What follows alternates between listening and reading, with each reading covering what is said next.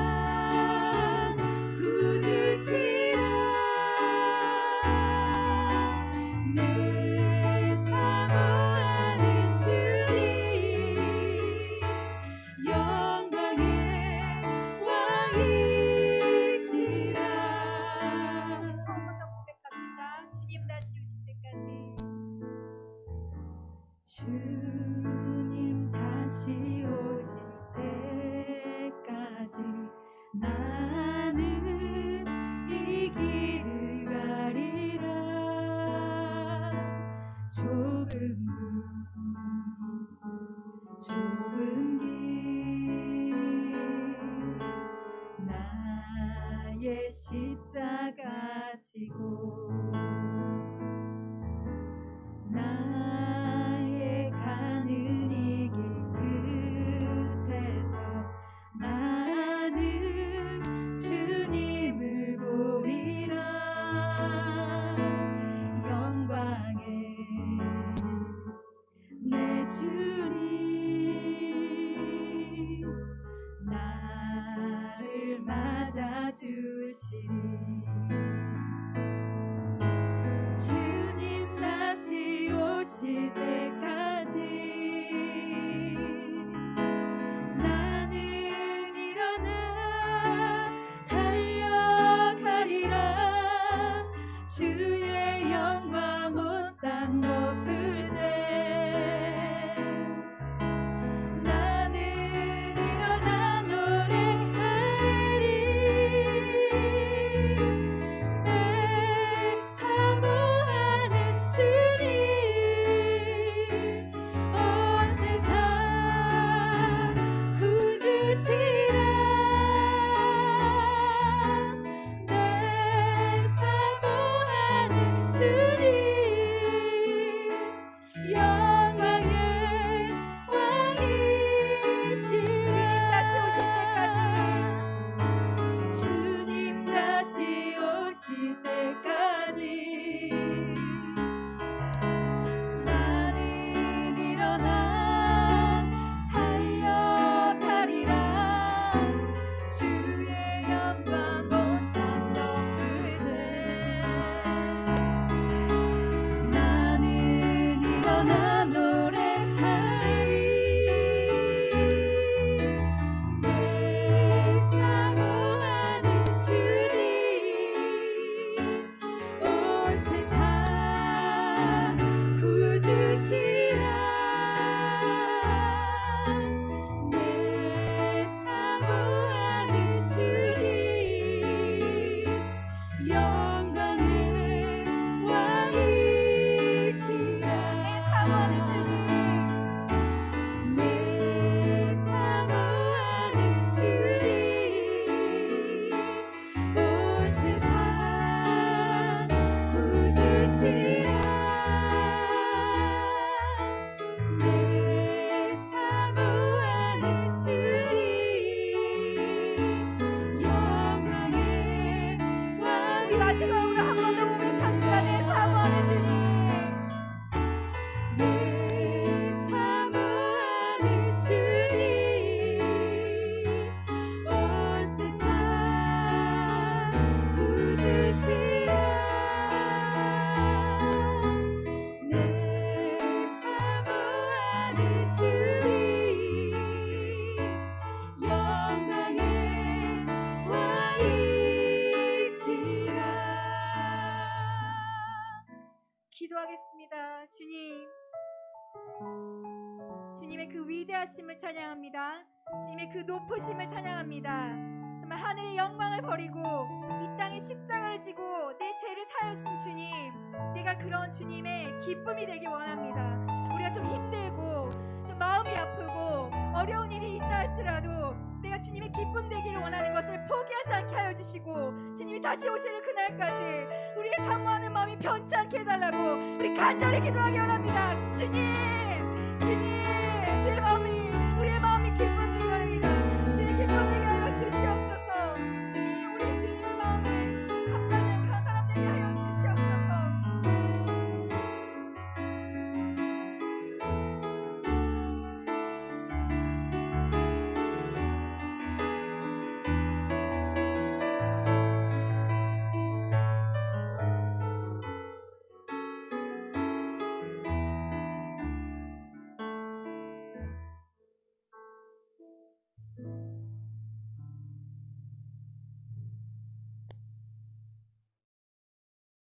그러나 주께 피하는 모든 사람은 다 기뻐하며 주의 보호로 말미암아 영원히 기뻐 외치고 주의 이름을 사랑하는 자들은 주를 즐거워하리이다.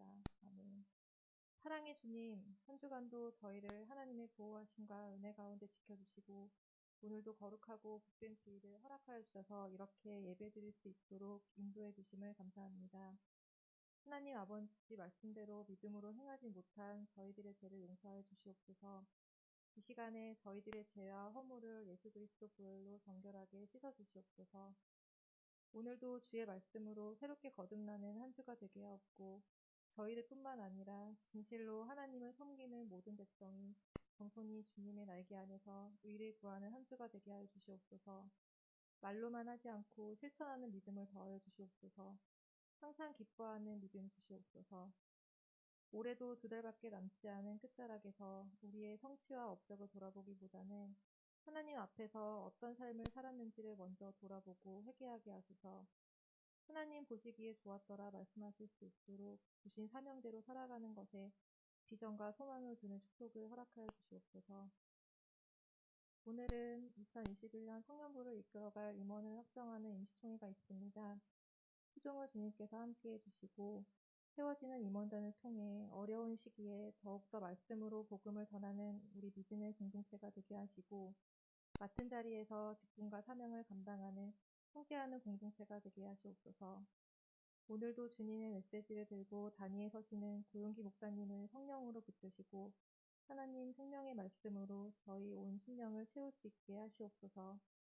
목사님의 가정과 사역 위에 필요한 모든 부분들을 풍성히 채워주시고 늘 새 힘을 공급하여 주시옵소서. 오늘도 예배를 위해 애쓰고 수고하는 모든 이들을 기억하시고 하나님의 충만한 은혜로 채워주시기를 원합니다. 주님만 바라보고 섬기는 지체들의 섬김이 하늘에서 해같이 빛나게 될 줄을 믿습니다. 살아계신 하나님, 이 시간 드려지는 예배의 모든 순서가 하나님만을 영화롭게 하는 시간이 되길 원하오니 주님 임재 속에 거룩한 예배로 우리를 인도하옵소서.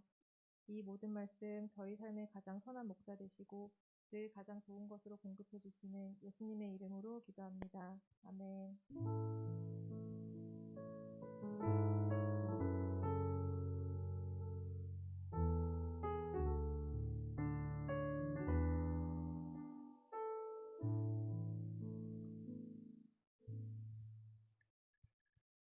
아, 11월 8일 갈렙 청년부 온라인 예배에 오신 여러분들을 주님의 이름으로 축복하고 환영합니다. 오늘 우리가 함께 볼 성경 본문 말씀은 로마서 7장 19절에서 20절, 그 24절 말씀입니다. 로마서 7장 19절에서 20절, 세 구절입니다. 제가 말씀을 읽겠습니다. 내가 원하는 바 선을 행하지 아니하고 도리어 원하지 않는 바 악을 행하는도다. 만일 내가 원하지 아니하는 그것을 하면 이를 행하는 자는 내가 아니요 내 속에 거하는 죄이니라. 오라 나는 공고한 사람이로다. 이 사망의 몸에서 누가 나를 건져내랴. 아멘. 오늘은 로마서 7장 19절에서 20절 또 24절 말씀을 본문으로 죄를 굶겨라 라는 제목으로 함께 말씀의 은혜를 나누고자 합니다. 제가 자켓을 늘 입고 하는데 오늘 좀 벗었어요. 왜냐하면 여러분들은 화면에서 보이지 않겠지만 양옆에 조명이 있어서 무척 덥습니다. 그래서 설교를 더 원활히 하려는 의미에서 자켓을 벗고 와이셔츠 차림으로 하니까요. 여러분들께서 좀 이해해 주셨으면 좋겠습니다. 간혹 영상으로 예배를 하다가 왜 저 목사님은 자켓 벗고 와이셔츠 차림으로 하지? 뭐 몸 좋은 거 자랑하려고 그러나? 뭐 이렇게 혹여나 오해할 부분이 생길까봐 좀 미리 말씀드립니다. 제가 좀 서론이 너무 길어지는데 좀 몸이 좋아 보이죠? 이유가 있어요. 안에 히트텍을 입었어요. 그래서 뭔가 몸이 다부져 보이고 좀 커져 보이지만 속은 엉망이라는 것 여러분들 기억해 주셨으면 좋겠습니다. 로니 플로이드라는 목사님이 계시는데요. 이분은 신앙의 본질은 그리스도와의 동역이다라고 말을 하셨습니다. 신앙의 본질이 왜 그리스도와 함께하는 동역인가? 그 의미를 가만히 살펴보면요. 동역이란 것은 같이 일한다는 거예요.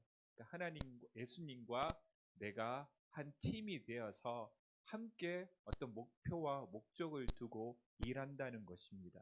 이것이 신앙의 본질이라고 해요. 여러분들 함께 일을 하시는 분이 있거나 직장에서 팀을 이루고 있다면 그러한 동역에 있어서 가장 중요한 것은 비전의 공유입니다.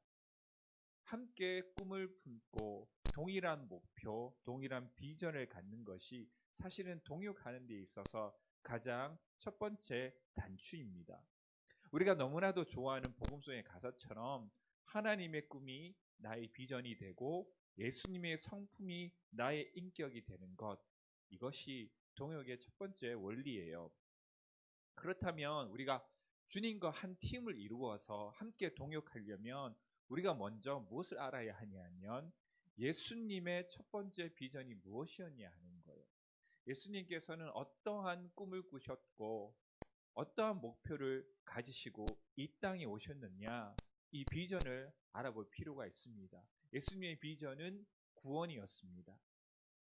구원을 이루기 위해서 우리 주님은 죄와 싸우셨고 죄를 미워하셨고 마침내 승리하셨어요. 이것이 예수님의 비전이었습니다. 그렇다면 그리스도와 동역한다는 것은 주님이 목숨 바쳐 이 땅에서 하셨고 이루신 그 비전을 나도 품고 그에게 힘이 되어 주는 거예요. 하나님, 제가 연약하지만 주님의 이 비전을 나도 갖습니다. 하나님이 하시는 그 일에 내가 보탬이 되고 힘이 되길 원합니다. 라는 것이 사실 그리스도와의 동역을 이해하는 데 있어서 아마 가장 중요한 이해가 아닌가 싶어요. 그러면 우리는 이 땅에서 죄를 미워하고 하나님의 선하신 뜻에 따라 사는 것이 나의 비전이 되어야 돼요. 그것이 우리의 비전이 되어야 합니다. 오늘 말씀을 통해서 어떻게 죄에 대해 싸워 이길 수 있을까? 말씀을 통해서 묵상하기를 원하고요. 또 오늘 이 말씀이 여러분들 삶 안에서 어떤 계기가 되고 동력이 되어서 내 안에 일어나고 있는 이 영적인 전투를 승리하기 위해서 나에게 무엇이 필요하고 우리는 어떻게 신앙생활을 해야 되는가, 그것을 고민하고 결단하는 그러한 발판이 되기를 주님의 이름으로 소망합니다. 우리가 살아가면서 어떤 죄에 대해서는 더 이상 씨름하지 않는 것이 있어요. 어떠한 죄는 내가 치열하게 싸움을 벌였지만 더 이상 치열하게 이기기 위하여서 씨름하지 않는 죄가 있습니다. 우리가 어떤 죄에 대해서 더 이상 싸우지 않는다면 그 이유가 무엇일까요? 여러분들은 10대 때, 20대 때 내가 주님을 나의 주 나의 하나님을 영접하고 난 뒤에 주님의 마음으로 또 말씀으로 살아가기 위하여서 정말 피 튀기게 열심히 씨름하고 기도했던 죄가 있을 거예요. 그러나 어느 한순간부터 나는 그 죄에서 승리하기 위하여서 열심히 싸우고 있지 않다면 그 이유가 있습니다. 그 원인을 살펴보면 크게 한 두 가지 정도가 있는 것 같아요. 첫 번째는 사회적 이유와 개인적인 이유입니다. 한 사회가 더 이상 싸우지 않는 죄가 있어요. 정말 하나님께서 미워하시는 죄인데도 불구하고 사회 안에서 용납되어지는 죄가 있습니다. 서구 유럽도 그렇고요. 또 하나님을 알기 전에 그 원시 사회에서도 사회적으로 용납되는 죄들이 있었다고 합니다. 그 이유는 인간의 욕망과 자유의 기준을 둔 사회, 하나님의 말씀에 대한 권위가 사라진 곳에 이런 죄의 허용이 넘쳐납니다. 더 이상 사회적으로 싸우지 아니하고 그거 시대가 변했으니까 우리 그거 허용하고 같이 즐기자 하는 그러한 죄들이 사회 안에 넘치게 됩니다. 이러한 곳에 살아가고 있는 사람은 하나님께서 우리에게 양심을 주셔서 죄를 깨닫게 해주셨지만 그 양심의 고발을 외면하고 죄를 허용하고 그 죄를 즐기게 됩니다. 이런 사회 가운데 속한 그리스도인들이 해야 할 역할이 있어요. 에스겔서 33장 7절은 이렇게 말합니다. 인자야, 내가 나를 이스라엘 족속의 파수꾼으로 삼음이 이와 같으니라. 그런즉 너는 내 입의 말을 듣고 나를 대신하여 그들에게 경고할지어다. 우리의 역할은 뭐냐 하면 파수꾼이 되어서 너는 내 입의 말을 듣고 나를 대신하여서 그들에게 경고하는 일이에요. 그 사회 안에서 더 이상 싸우지 않는 죄가 만연해 있다 할지라도 우린 파수꾼과 같이 서서 하나님의 뜻과 하나님의 말씀에 어긋난 일이 있다면 하나님을 대신하여서 그들에게 경고하는 이 사명이 우리에게 있다는 거예요. 하나님께서 미워하셨던 그 죄, 인류를 구원하기 위해서 정말 싫어하셨던 그 죄를 나도 함께 싸워 이겨야 할 사명이 우리에게 있다는 것이에요. 오늘날 우리 사회에도 이러한 일들이 일어나고 있습니다. 우리 사회 면에서 일어나는 그 죄에 대한 허용, 죄에 대한 기준이 점차 낮아지는 그 현상들을 보면서 여러분들 어떤 생각이 드십니까? 모든 청년들이 말씀으로 바로 서서 사회의 퇴락과 모든 생각하는 범죄 안에서 그것을 막고 하나님을 대언하여서 경고할 수 있는 우리 모든 청년부가 될 수 있기를 주님의 이름으로 소망합니다. 두 번째는 한 개인의 관점에서 더 이상 씨름하지 않는 죄가 생긴 이유가 있어요. 더 이상 씨름하지 않는 죄가 생긴 이유가 있습니다. 이 문제는 죄의 잔존 문제를 어떻게 처리할 것인가 라는 질문으로 이어집니다. 이게 무슨 말일까요? 죄의 잔존.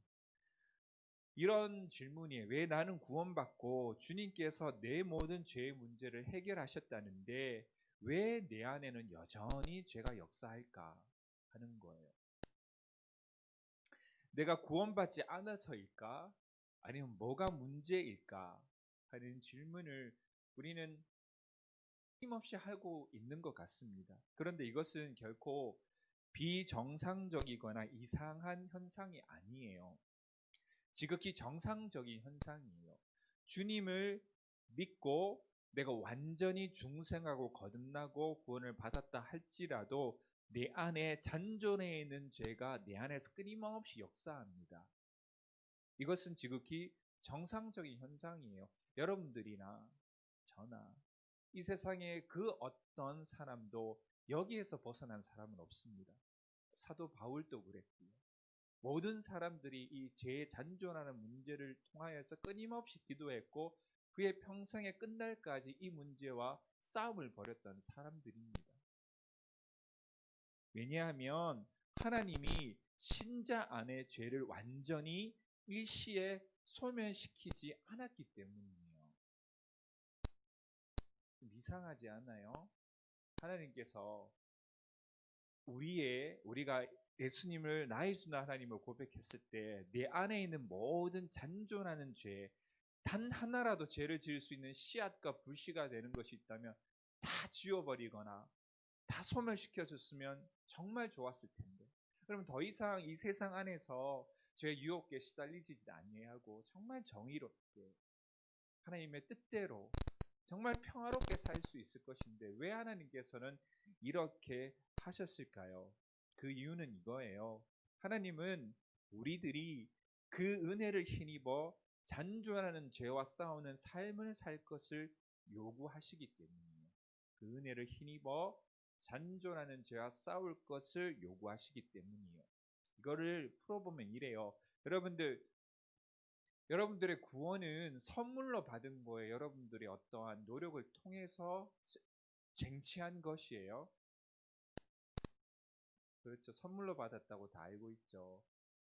예수님께서 십자가에 죽으심으로 인하여서 우리를 향한 구원을 확증하셨고 우리는 그를 믿음으로 그를 통해서 이루어진 구원의 은혜가 우리에게도 임하는 거예요. 이게 논리적으로 설명되기보단 하나님의 말씀의 선포가 그래요. 그런데 우리는 노력하지 아니하고 하나님을 믿음으로 구원을 선물로 받았어요. 그런데 하나님께서 우리의 삶에 원하는 것이 뭐냐면 이 값없이 받은 구원이라는 선물을 도구로 삼고 발판으로 삼아 나의 나머지 삶을 완성하는 과업, 그것을 향한 동역자로 우리를 부르셨다는 사실이에요. 그래야지만 우리가 죄의 문제에 대해서 온전히 싸울 수가 있어요. 나는 하나님께서 나에게 이 죄가 무엇인지를 깨닫게 해주셨고 무엇이 진리인지를 깨닫게 해주셨어요. 그 나의 구원이 확증되어 있다는 것을 알게 해주셨어요. 그것을 발판으로 승리를 선포하신 예수 그리스도의 말씀을 도구로 삼아 나의 온전히 다듬어지 않은 부분을 고쳐나가고 완성시켜 나가는 예수 그리스도의 동역자로 나를 부르신 거예요. 이렇기 때문에 우리는 죄의 잔존하는 문제를 놓고 끊임없이 그리스도와 함께 싸워 나가야 되는 거예요. 안 그랬다면 주님께서 우리가 구원받은 그 순간에 하늘나라로 데려가는 게 낫죠. 그게 다 합리적이잖아요. 근데 하나님께서는 우리가 10대 때 20대 때 예수를 구주로 영접하고 난 뒤에도 몇십 년의 세월을 남겨두셨어요. 그 이유가 바로 주님의 동역자가 되어서 하나님을 알지 못하면 죽어가는 그 백성들을 너도 알잖아.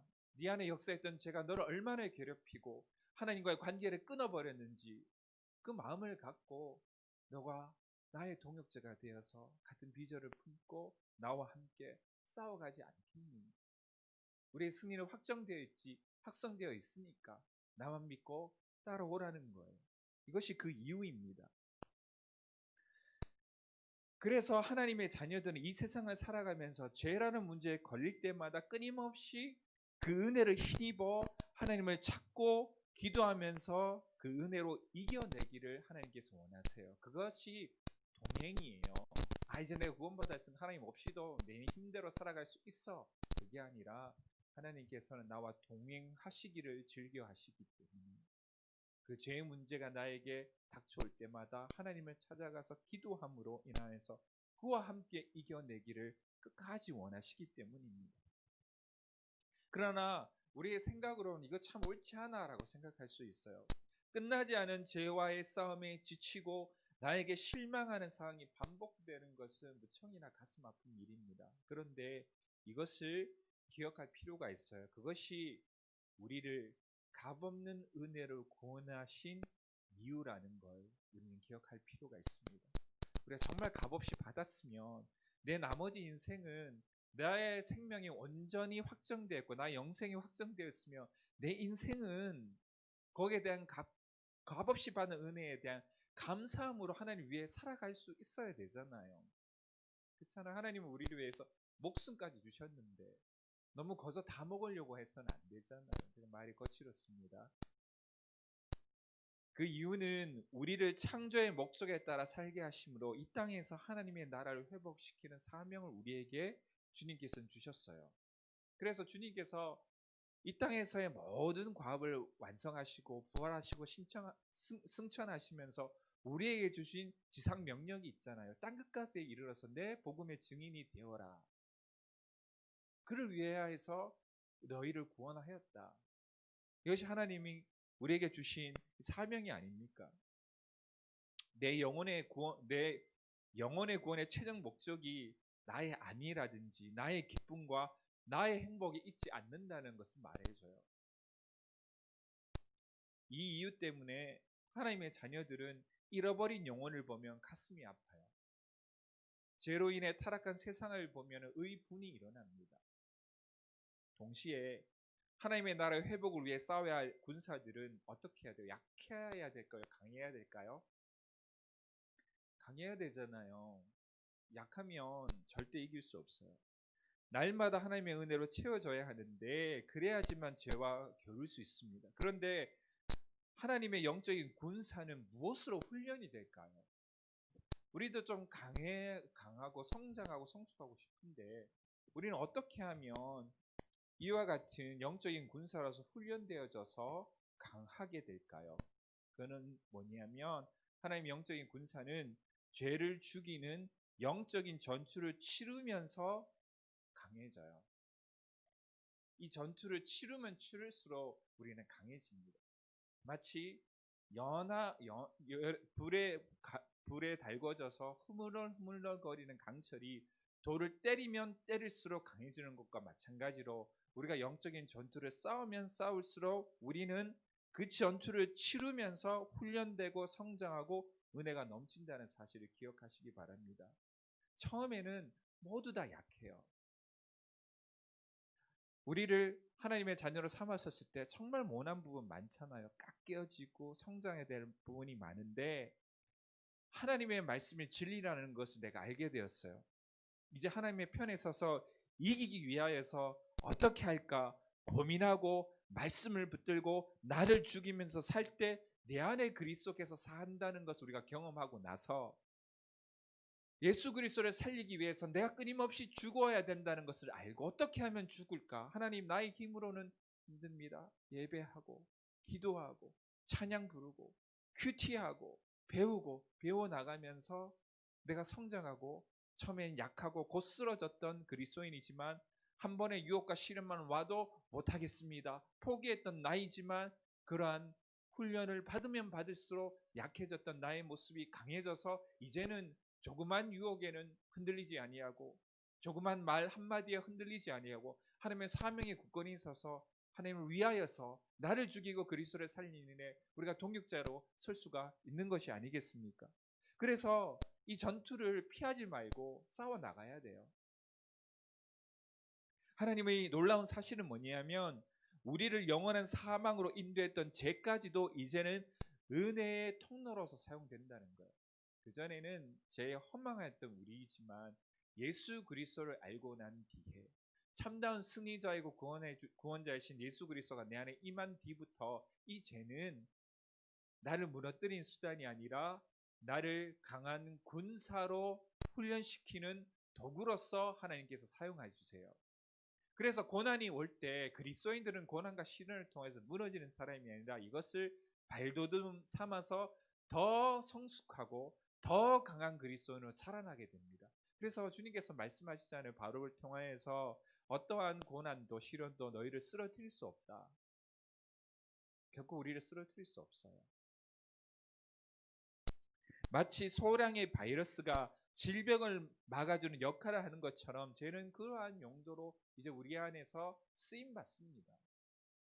그러므로 죄의 가장 큰 유혹은 무엇이냐 하면 더 이상 죄에 대해 씨름하고 싸우지 않게 함으로 내 안에 잔존하는 죄가 역사할 기회를 끊임없이 주는 게 가장 무서운 일이에요. 그렇게 싸우지 아니하고 그럴 수도 있지. 하나님께서 그냥 용서해 주시겠지. 그러면 그럴수록 나는 더욱더 약한 그리스도인이 되어갑니다.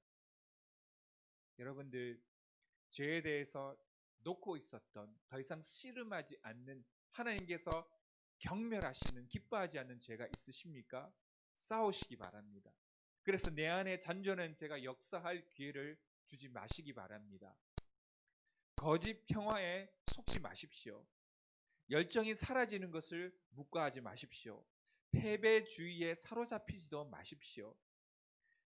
하나님께 기도하지 않도록 하며 예배를 경홀히 여기게 만들어서 죄에 대해서 싸우지 아니하게 우리를 끊임없이 인도하는 이 거짓 평화에 속아 나가지 마십시오.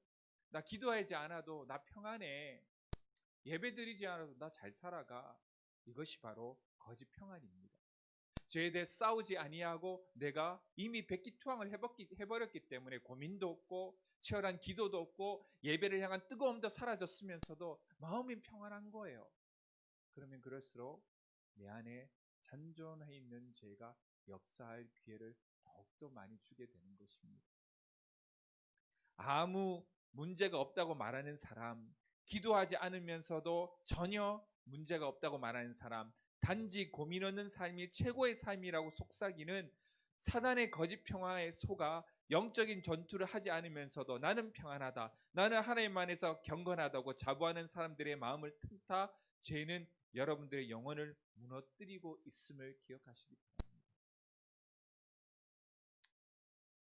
오늘 말씀을 통해서 사단이 우리를 더 이상 죄와 싸우지 않는 신자로, 그럼에도 불구하고 거짓한 평화에 속아서 나는 평안하다, 기도하지 않아도 괜찮아요, 충분히 잘 살고 있어요 라고 말하는 사람들에게 어떻게 하면 사단이 그를 그러한 약한 신자로 만들어 나갈까? 두 가지 방법이 있습니다. 영적인 무기력과 은밀함이에요. 존 오웬이라는 신학자가 있습니다. 나중에 기회가 되면 존 오웬이라는 책은 책 제목도 보지 말고 무조건 사면 돼요. 무조건 사면 돼. 그 사람 이름, 그분 이름 붙으면 그냥 무조건 사요. 읽다가 힘들어지면 그냥 놔뒀다가 다시 마음 생기면 읽어요. 정말 좋은 책이 다 좋아요. 그러니까 그냥 다 읽으면 돼요. 근데 이분이 죄가 우리 속에서 어떻게 역사하시는지를 세 가지를 통해 말합니다. 첫 번째는 원죄로 인한 왜곡, 두 번째는 날마다 짓는 실제적인 죄의 방심, 세 번째는 날마다 머물러 내재하는 죄로 인한 낙담이에요. 간단하게 말하자면 왜곡과 방심과 낙담을 통하여서 우리 안에 죄가 역사하도록 만들어 간다는 사실입니다. 오늘 본문이 이 세 가지를 고스란히 드러내요. 첫 번째는 왜곡입니다. 오늘 본문 말씀은 이렇게 말합니다. 19절이에요. 내가 원하는 바 선은 행하지 아니하고, 내가 원하는 바 선은 행하지 아니하고. 여러분들, 왜 바울은 그가 원하는 선을 행하지 못했을까요? 왜 그럴까요? 의지가 약해서? 우리도 그렇잖아요. 내가 원하는 바 왜 선을 행하지 못했을까요? 이것을 묵상하다 보면 우리가 더 이상 내 속에 잔존하는 죄와 싸우지 않는 이유를 발견할 수 있습니다. 왜곡이란 뭐예요? 여러분들 말할 때 그러잖아요. 왜곡과 과장은 거의 같이 가요. 너 왜 내 말 왜곡하니? 과장하지 말고 담백하게 말해. 그러잖아요. 왜곡이라는 것은 말이나 형상을 바꿔 원래 자신이 전달할 목적에 따라 의미와 형태의 변형을 가하는 일을 뜻해요. 이 왜곡이 죄에 적용되면 죄를 추구하도록 말씀을 흐르게 만들고 쾌락이 나의 마음을 사로잡도록 만드는 사단의 작업이 돼요. 사단이 아담을 속일 때 한 말이 죄의 왜곡을 가장 잘 드러납니다. 우리 창세기 3장 3절에서 5절까지 제가 읽겠습니다. 동산 중앙에 있는 나무의 열매는 하나님의 말씀에 너희는 먹지도 말고 만지지도 말라. 너희가 죽을까 하노라. 뱀이 여자에게 이르되 너희가 결코 죽지 아니하리라. 너희가 그것을 먹는 날에는 너희 눈이 밝아져 하나님과 같이 되어 선악을 알 줄 하나님이 아심이니라. 사단이 왜곡했던 단어가 뭐예요? 무슨 어떤 단어를 왜곡했나요?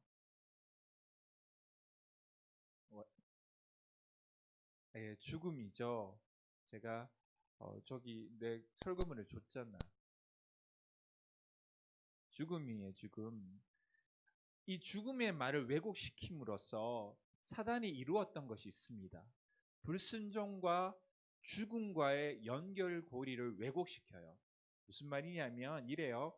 사실 선악과 열매를 맺는 것은 하나님께서 금지한 것인데 이것을 왜 금지했냐면 아담에게 큰 유익을 주는 것인데 그것을 막으려고 하나님이 아담에게 거짓말을 한 것이며 그의 말을 지키는 것이 사실은 어리석은 일이라고 말하며 하나님의 말씀을 왜곡시켜요.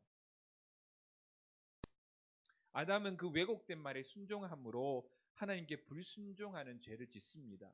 사단은 우리에게 끊임없이 하나님의 말씀을 따르는 것은 어리석은 일이며 이것을 지키기 위해 싸우는 것은 더 바보 같은 일이며 오히려 인생의 즐거움을 놓치게 된다고 끊임없이 우리를 속여요. 끊임없이 살짝 비틉니다. 그래서 죄가 우리 안에 틈탈 수 있도록 우리의 마음을 열도록 죄를 허용하도록 살짝 말의 의미를 바꿔요. 그러면 그래? 그럴 수도 있겠지 하면서 우리의 죄를 합리화하기 위한 용도로 그 말을 사용합니다. 그래서 사단은 끊임없이 하나님의 말씀을 왜곡시켜요. 하나님의 말씀을 따르는 것은 어리석은 일이다. 세상 즐거움 위해 살아가려면 세상에서 성공하려면 하나님의 말씀 따라가서는 절대 못해. 이 왜곡의 영이 우리 속에 역사할 때 우리에게 나타난 것이 뭐예요? 거짓말이고 책임 전가이며 핑계입니다. 이 왜곡의 영이 임하면요 끊임없이 거짓말해요. 끊임없이 책임 전가합니다. 절에서 이건 못했고 이것 때문에 내가 하나님 말씀 지키지 못했고 핑계를 계속댑니다. 곧이어 나타난 아담의 모습을 보면 이 왜곡의 영이 임하니까 아담이 어떻게 반응했는가를 성경이 그대로 얘기를 하고 있어요. 11절입니다. 창세기 3장 11절에서 12절입니다. 이르시되 누가 너의 벗었음을 내게 알렸느냐? 내가 내게 먹지 말라 명한 그 나무 열매를 내가 먹었느냐? 하나님께서 물으시죠. 아담이 뭐라고 얘기합니까? 하나님이 주셔서 나와 함께 있게 하신 여자가 그가 그 나무 열매를 내게 주므로 내가 먹었나이다. 책임 전가를 하고 있어요. 핑계를 대고 있습니다. 거짓이란 진실을 왜곡하는 거죠. 쾌락에 우리 마음이 쏠려 진실을 감추려고 할 때 나타나는 증상이에요. 이 거짓말은 죄를 감추고 정당화시켜 속이려 하기 때문에 죄를 하나님께 매달려 죄의 쓴뿌리를 뽑아내기 위해 싸우지 않아요. 자꾸 핑계대고 하나님 말씀이 우리에게 임하여서 강한 말씀의 찔림이 들지라도 하나님 저 사람 때문인데요. 이건 이래서 못했습니다. 싸우지 아니하고 핑계를 댑니다. 그래서 하나님과 이 말씀을 놓고 고민하고 지키기 위해 싸움으로 인하여서 내 속사람이 강해지는 기회를 우리는 놓치고 맙니다. 자신의 죄 때문에 생긴 일임에도 불구하고 책임을 다른 사람에게 전가시켜버리고 그 상황만을 모면하려고 듭니다. 그러므로 또다시 죄의 유혹이 찾아오더라도 그것을 이겨낼 내 속사람이 여전히 단련되지 못하기 때문에 끊임없이 똑같은 죄에 걸려 넘어가는 거예요. 그때마다 변명하고 그때마다 책임 전가시키고 거짓말을 통하여서 그 상황만을 모면하려고 하면 절대로 내 속에 영이 자라지 않습니다. 왜곡된 영으로부터 내 영혼을 지키는 방법은 정직한 영이 내 안에 회복이 되어야 돼요. 정직한 영이 내 안에 회복이 되어야 됩니다. 어떻게 하면 우리가 끊임없이 살아가면서 하나님께서 말씀에 찔림이 주셨을 때 그 말씀을 지키기 위해서 싸우지 않고 거짓말로 둘러대고 위기 외면만 하려고 하는 그 사람이 어떻게 그 안에 정직한 영이 회복이 될까? 예배 잘 드리고 기도 열심히 해야 되는 것은 가장 기본적이지만 실질적으로 한 가지 팁이 있어요. 뭐냐면 어떻게 해야 되냐 하면 내가 내 안에 들어오는 것을 점검을 해야 돼요. 뭐냐면 내가 듣고 보고 만나는 사람들을 구별하여 만나야 돼요. 그러면 내 속에 정직한 영이 조금씩 회복이 됩니다. 그러니까 내 안에 이 말씀을 통하여 싸우고 내 속사람이 강건해지기 위하여서 정말 진실하게 하나님 앞에 진실하고 정직하게 살아가는 마음 없이 죄를 함부로 저지르고 말씀의 찔림이 예배 가운데 오면 핑계만 대려고 하는 사람이 있다면 내가 내 안에 들어오는 것을 점검할 필요가 있어요. 내가 무엇을 보고 즐기는가? 내가 어떤 말을 듣는가? 내가 어떤 사람들과 만나는가? 왜냐하면요, 죄를 자꾸 합리화시켜주는 사람과 만나면 죄를 구별할 수가 없어요. 그러니까 만나서 이 속풀이 한다고 막 하는데 때로는요, 정말 정직하게 너의 죄를 지적해 줄 수 있는 사람을 만나야 돼요. 내 편만 들어주고 나의 잘못과 나의 죄를 정당히 시켜주는 사람들을 만나면 안 돼요. 내가 술을 마시고 자꾸 이 술을 먹혀서 하나님께 기도하지 않고 하나님께 매달리지 아니하고 힘든 일이 생기면 자꾸 술로 해결하는 사람이 있다고 손쳐요. 내가 한 형제를 만났어요. 그 형제가 괜찮아. 야, 예수 믿는 사람들 청년부 안에 반이 그래. 그럴 수도 있지 뭐. 이렇게 말하면 어떻게 되겠어요? 그 사람이 그 죄에 대해서 허용할 수 있는 것이 점차 넓어집니다. 그러나 그때 정말 정직하게 너 술 끊고 네 안에 괴로움과 아픔이 찾아올 때 하나님께 찾아가. 기도하는 것이 술 먹는 것보다 내 삶에 더 큰 평안을 줄 거야 라고 말해주는 사람이 있어야 되잖아요. 그런 사람들을 가까이 하고 교제하면 교제할수록 내 안에 정직의 영이 회복됩니다. 자꾸 드라마 이상한 거 요즘에 이상한 드라마를 뭐라 그러죠? 막장 드라마. 맨날 막장 들어보면서 묵상하고 있는데 내 안에 무슨 선한 게 나오겠어요. 맨날 가요 듣는 그 가요에서 이 세상을 즐기며 살아가고 이 세상이 전부다 그러고 그런 내용만 맨날 듣는데 내 안에 무슨 정직의 영이 되살아나겠어요.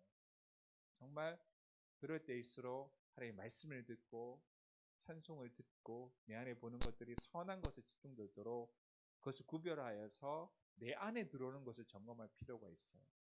그럴 때 내 안에 정직의 영이 회복될 줄을 믿습니다. 정말 신앙이 신실한 사람과 교제를 하세요.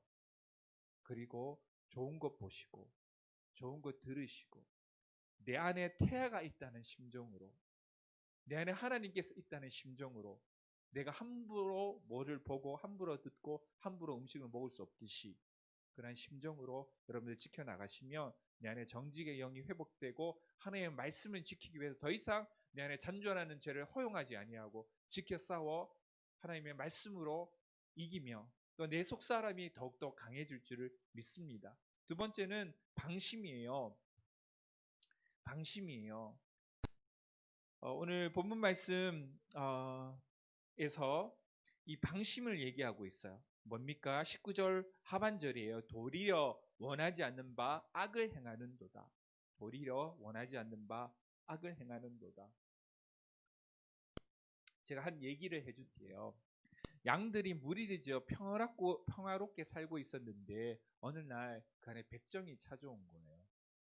하지만 양들은 별 신경을 안 썼어요. 양들이 무관심한 것을 본 백정은 무리 중 한 마리를 잡아 죽였습니다. 양이 많으니까 한 마리를 잡아서 죽였어요. 그것을 본 양들은 자기가 당한 일이 아니기 때문에 가볍게 여깁니다. 그리고 넘겨버렸어요. 마침내 백정은 양 한 마리만 남겨놓고 그 많던 많은 양들을 다 잡아 죽입니다. 그러나 마지막으로 살아있던 양이 이렇게 죽기 전에 말합니다. 우리 양들이 내 손에 죽는 건 당연한 일일지 몰라. 왜냐하면 내가 한 마리 한 마리씩 잡아 죽이는 것을 알았는데도 전혀 신경 쓰지 않고 내버려 두었거든. 처음에 우리가 서로 힘을 합하여 너를 쫓아냈어야 하는데. 이 이야기가 이 죄와의 영적인 전투를 벌여나가는 데 있어서 방심이 주는 이 효과가 얼마나 큰지를 우리에게 깨닫게 하는 그런 이야기입니다. 방심은 우리가 영적인 긴장감의 끈을 놓칠 때 찾아옵니다.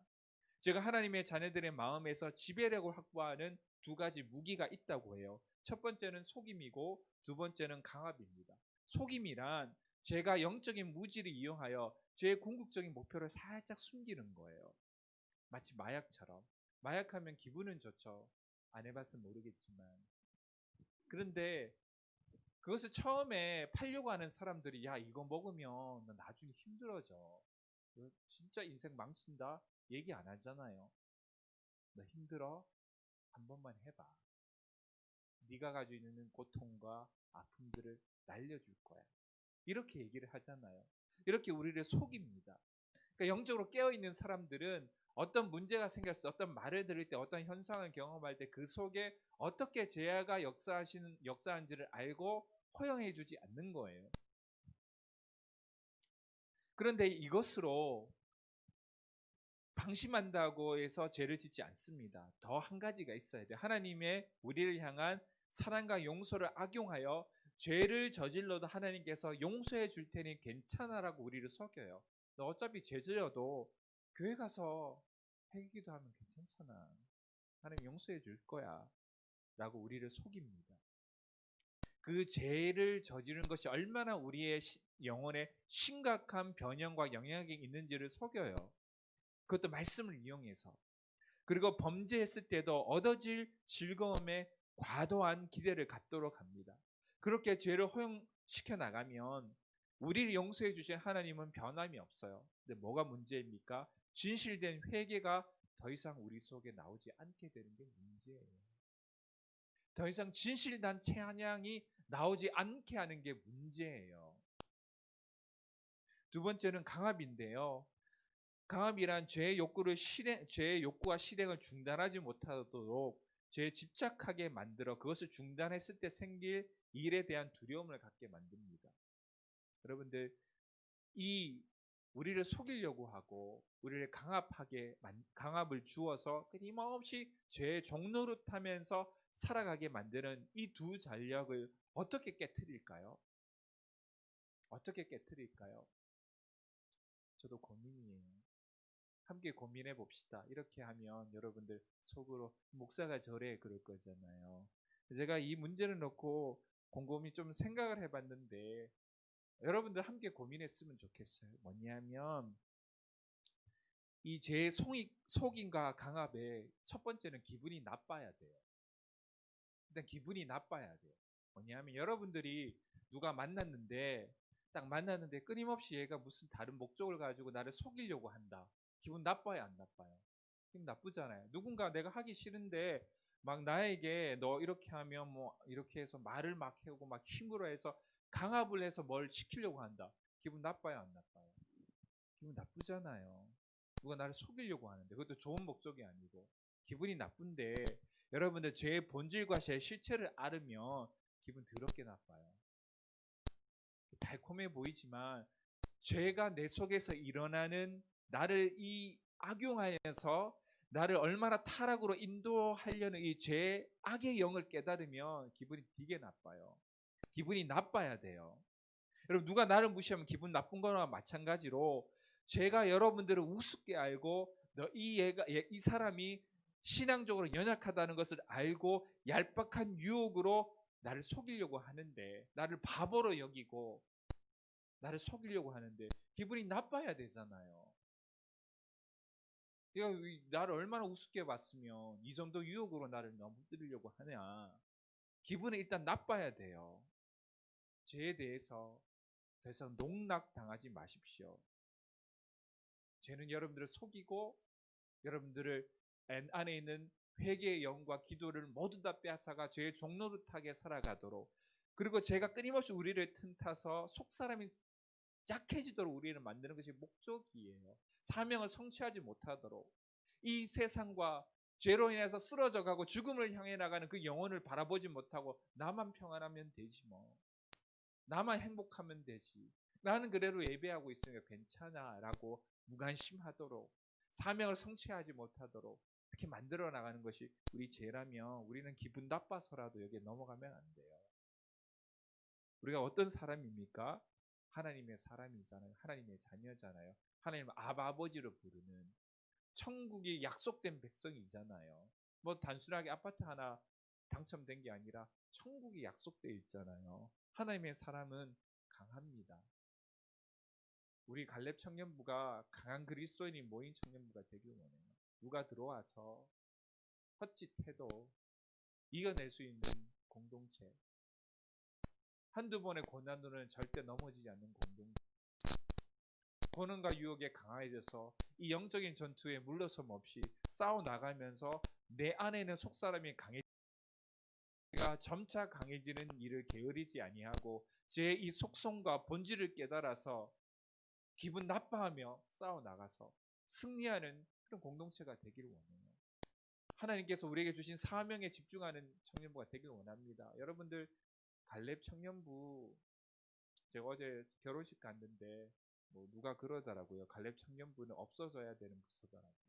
결혼해서 다 나가야 되는 부서더라고요. 맞긴 맞죠. 맞긴 맞는데 그러게 나는 어디로 가?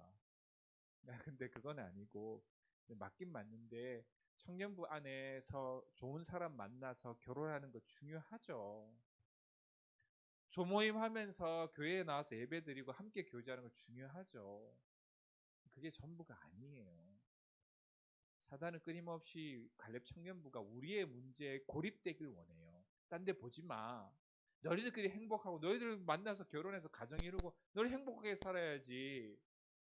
끊임없이 신림 지역 안에서 하나님께서 맡겨준 사명을 경홀히 여기고 소홀히 여기게 우리의 행복에만 함몰시키다 우리를 만드는 것이 제 그 전략이에요. 우리는 안에서도 행복해져야 되지만 하나님께서 왜 우리를 구원을 해주셨고 왜 우리를 갈렙 청년부라는 사람으로 결혼하기 직전까지 모으셨는지 우리의 사명이 무엇인지를 알아야 되잖아요. 그래서 그걸 위해 기도해야 되잖아요. 그래서 그러한 청년부가 되기를 원합니다. 제가 함부로 속일 수 없는 만큼 성장하시기 바랍니다. 또한 속임에 대응하려면 지식 안에서 총명해져야 되고 여기까지야 라고 말할 수 있어야 됩니다. 제가 우리의 방심을 통해 역사한다는 것 여러분들 기억하시고 늘 깨어있기를 주님의 이름으로 소망합니다.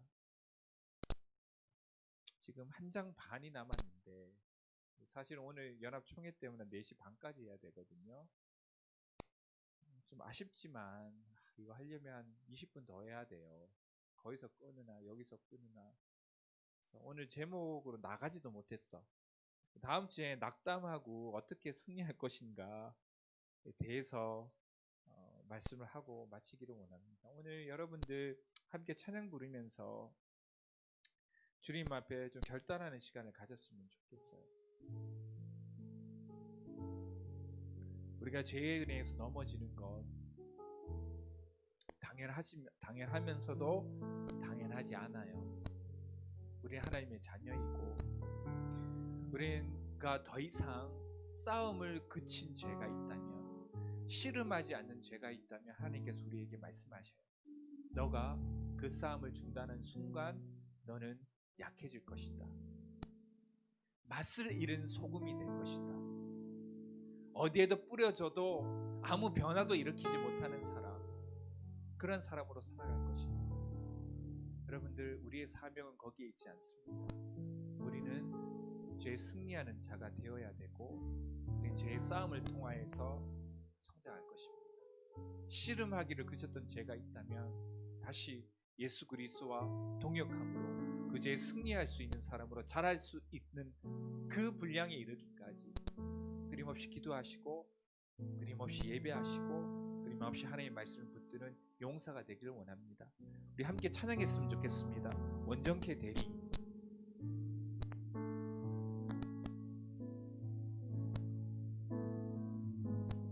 나와 제사를 드리는 마음 열어 내 삶을 드리는 주를 봅니다.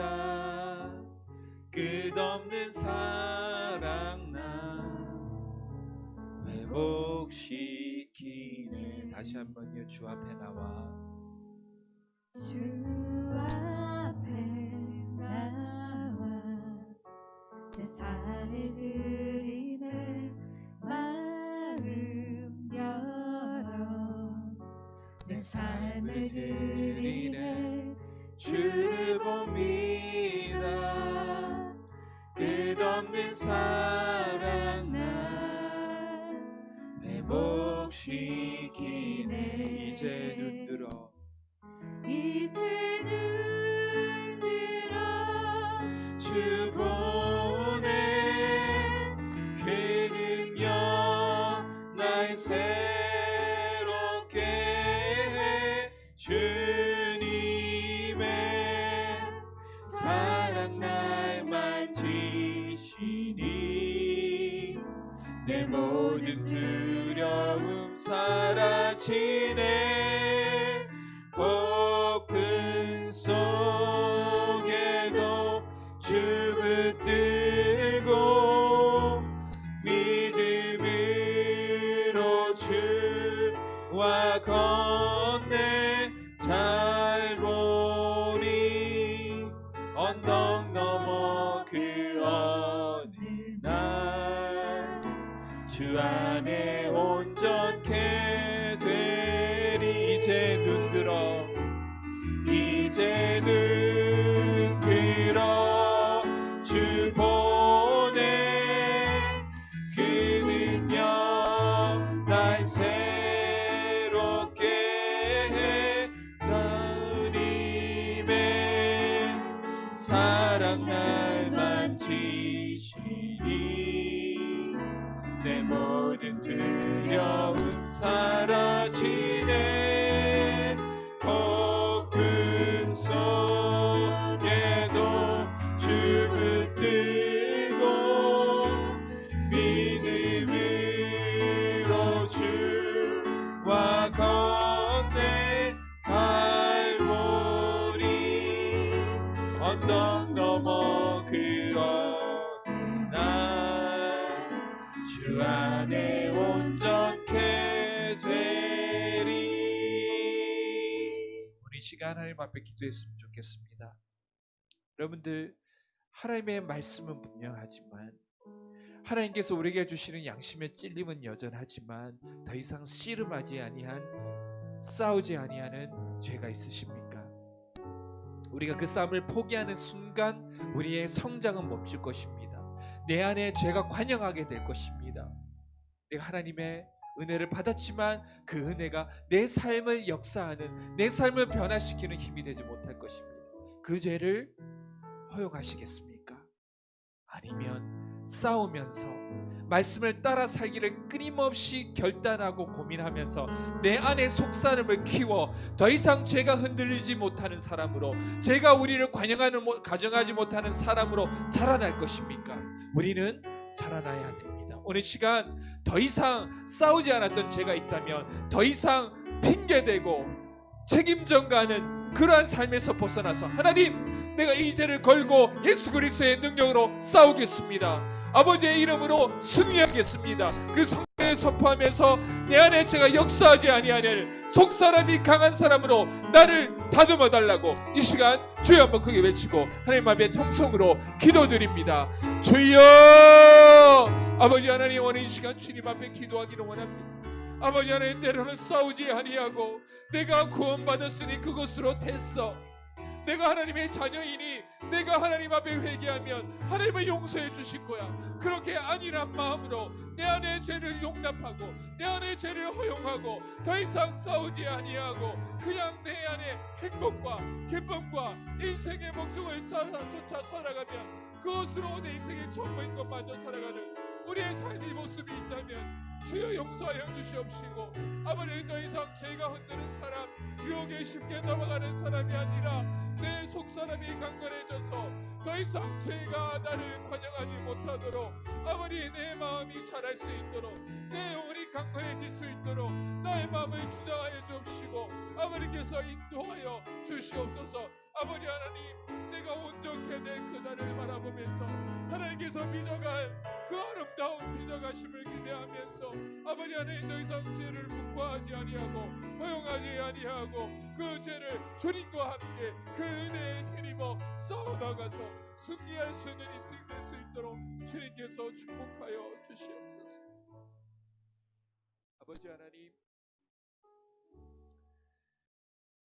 우리가 인생을 살아가는 것이 끝나지 않는 싸움을 지속하는 것 같습니다. 우리는 끊임없이 넘어지곤 합니다. 그러나 오늘 불렀던 그 찬양처럼 온전케 하실 그날을 바라보면서 이 죄를 놓고 싸우는 것이 끊임없이 우리에게 두려움과 끊임없이 부담감을 줄지라도 하나님 말씀으로 싸워서 이 죄를 돌파해 승리해 나가는 믿음을 갖도록 나의 인생을 주관하여 주시옵소서. 그리하여서 죄가 더 이상 나를 유혹하고 죄가 더 이상 나를 우습게 여겨서 함부로 대할 수 있는 사람이 아니라 정말 저 사람은 주님께서 함께해 주시는 사람이야, 주님의 은혜로 강건한 사람이야, 그렇게 살아갈 수 있도록 주님께서 우리의 삶을 보듬어 주시고 속사람이 강한 사람으로 성장하여서 죄에 승리하고 하나님의 사명을 이루어 나갈 수 있는 군사와 전사로서의 삶을 살아갈 수 있도록 주님께서 축복하여 주시옵소서. 이 모든 말씀 살아계신 예수 그리스도의 이름으로 기도드립니다. 아멘. 우리 준비한 헌금 하나님 앞에 올려드리도록 하겠습니다.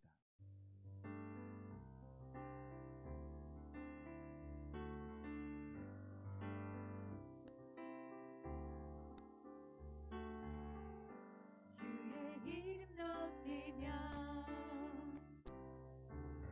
주를 찬양하나이다.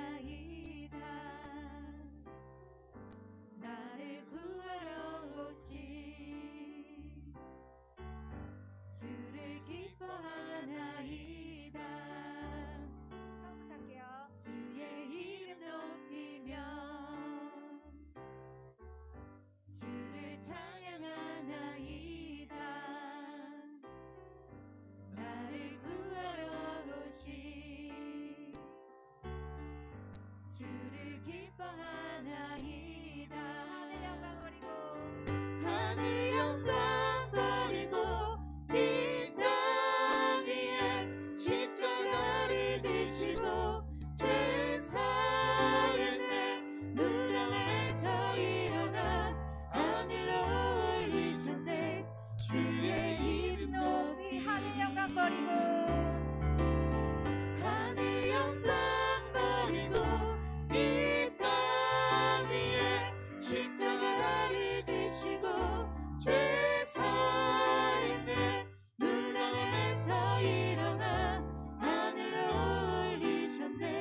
주의 이름 높이리. 오늘 드린 헌금 위에 기도하고 또 한 주간도 여러분들 하나님의 부르신 영적의 군사로서 싸워가시며 포기하고 더 이상 씨름하지 않는 죄에서 우리의 속사람이 강건해져서 그 모든 전투에서 승리할 수 있는 분량에까지 살아나가시는 여러분들이 되시기 바랍니다. 우리 함께 기도하시겠습니다. 아버지 하나님 감사합니다. 귀한 헌금 하나님 앞에 올려드립니다. 이 예물이 주님의 나라와 영광을 위하여서 온전히 사용되게 해주시고 한 주간을 살아가는 우리 귀한 갈렙 청년부 한 명 한 명을 주님께서 축복해 주시고 말씀으로 인도하여 주셔서 하나님께서 부르신 사명을 믿고 맡길 수 있는 귀한 영적인 전사로서의 삶을 살아갈 수 있도록 주님께서 축복하여 주시옵소서. 이제는 주 예수 그리스도의 크신 은혜와 아버지 하나님의 극진하신 사랑과 성령의 교통 인도하심이 더 이상 씨름하지 않는 죄를 내버려둬서 내 안에 잔존하는 죄가 역사하지 아니하도록 그 죄를 위하여서 싸움을 싸워나가며 내 속사람이 강건해져서 하나님께서 쓰시는 사명자로 쓰임받기를 원하는 이 자리에 모인 모든 주의 청년들에게 이제로부터 영원토록 함께 있을지어다. 아멘.